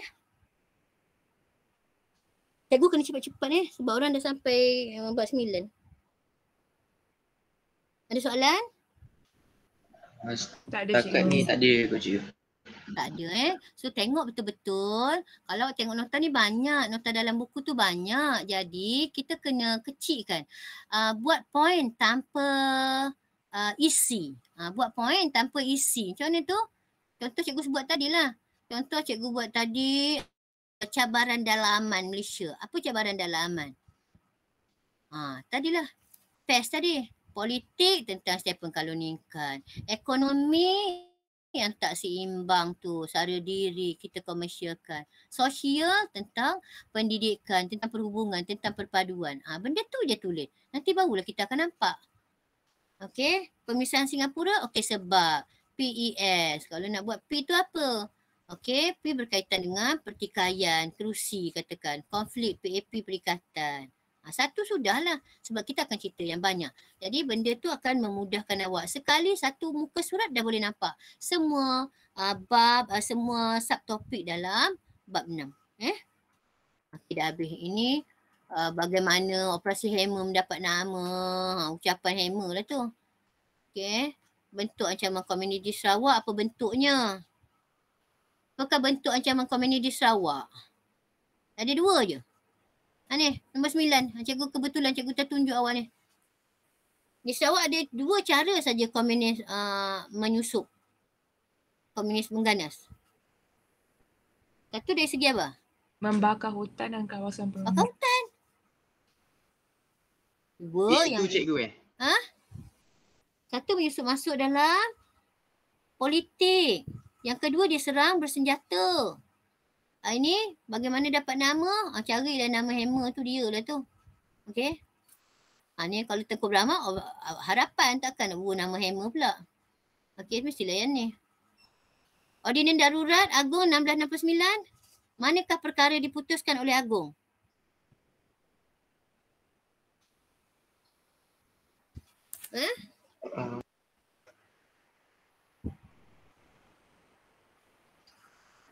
Yang mana satu nombor 11 ni? Perlembagaan ditangguhkan cikgu. Parlimen ditangguhkan, parlimen digantung kan? Macam mana dah tadi? Ni kah? Ni. Bagaran. Ni. Darurat. Ni kecil-kecil tu sebab objektif kecil-kecil. Parlimen digantung, parlimen ditangguh, perlembagaan digantung, parlimen ditangguh. Okey, mari tengok buat. Adakah pusat perlindungan? Pihak kuasa berkuat kuasakan perintah berkurung. Bagi pusat perlindungan, bagi makanan, tapis berita, adakan tugas susun sembilan kerajaan. Adakan pagar. Okay, so pergilah balik soalan dia tadi. Cikgu rasa soalan ni macam tak berapa ni ya. Okay, jap. Nah, yang mana dia? Sama ni AB kan? Betul tak? Sama ni. Oleh kuasa perintah berkurung ke dia ni? Jadi yang manakah perkara diputuskan? Berikut yang manakah perkara diputuskan oleh Agung? Semua betul tak? Yang ni lah bukan ni kan? Ya ke?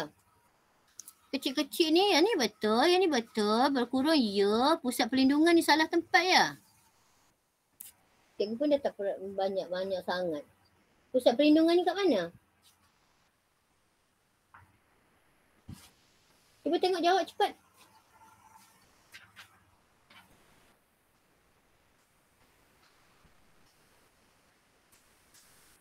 Jumpa ke tak? Sekejap cikgu tengah cari. Pusat perlindungan.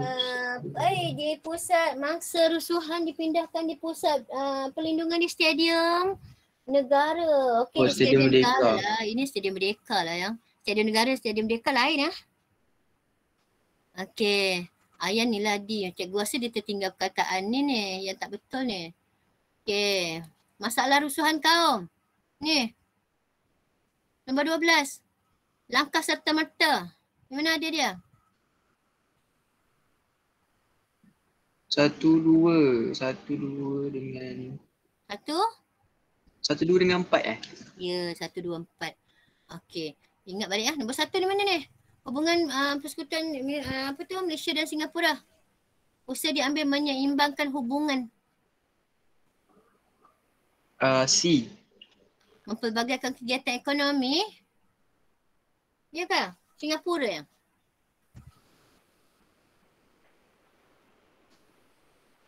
Oh, D cikgu Ha? D. Membuka pejabat pentadbiran kerajaan. Cikgu rasa ini sangat-sangat ni lah. Sangat tak itulah, awak tinggal dululah. Maknanya sangat-sangat mengelirukan. Okey. Ni dia tanya lah. Okey, tak apa, kita pindah nombor 2. Apakah langkah oleh Kerajaan Malaysia 13 Mei?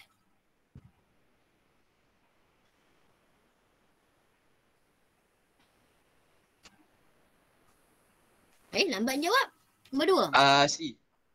C, Mageran Majlis Gerakan Negara. Jangan tahu Mageran. Tiba-tiba dia tak tulis Mageran. Dia bentuknya Majlis Gerakan Negara. Okey.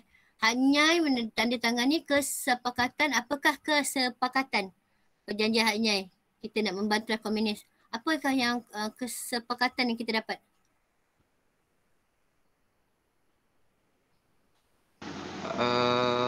Bersetuju menyerah atau bubarkan unit senjata. Membubarkan, bersetuju menyerah diri, menghapuskan ya, bukan bubarkan unit senjata kan, kalau dia punya tu kan. Bubarkan ataupun dia hapuskan semua senjata dia. Yang ni pun soalan yang sangat kecil. Bekerjasama kerajaan Thailand dan ni tak ada kerjasama. Dia minta parti dia untuk diisytihar tapi kita tak setuju. Yang ni lah menyerah diri. Okay, bersetuju untuk menyerah diri. Secara umum yang paling besar menyerah diri, hapuskan senjata dia dan sebagainya. Kenapa kerajaan perlu memelihara bilion politik sebuah negara? Ni logik lah. Yang paling tepat. Boleh ni. Okay, politik stabil, keselamatan pelabur datang. Okay, banyak. Yang paling tepat?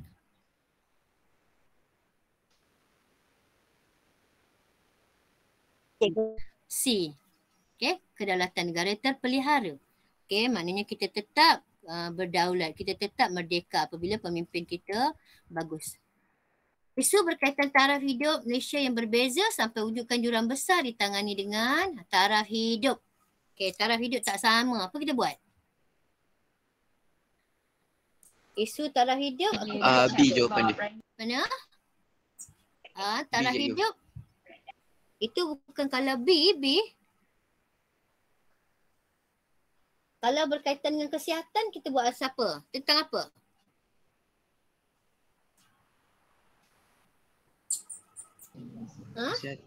Kesihatan tambah baik perkhidmatan kesihatan. Kalau kesihatan berkaitan dengan ibu hamil. Okey, taraf hidup berbeza, maknanya orang kampung susah, bagi dia peluang pekerjaan dan sebagainya, kita mesti buat pusat vocational. Okey. Kalau kegiatan ekonomi ni ialah yang pertama, okey, ekspor kita yang tak cukup tu, kita pelbagai pasaran, pelbagai bahan dan sebagainya. Ni untuk mengatasi isu pembangunan ekonomi yang tidak seimbang. Ni dia. Ekonomi.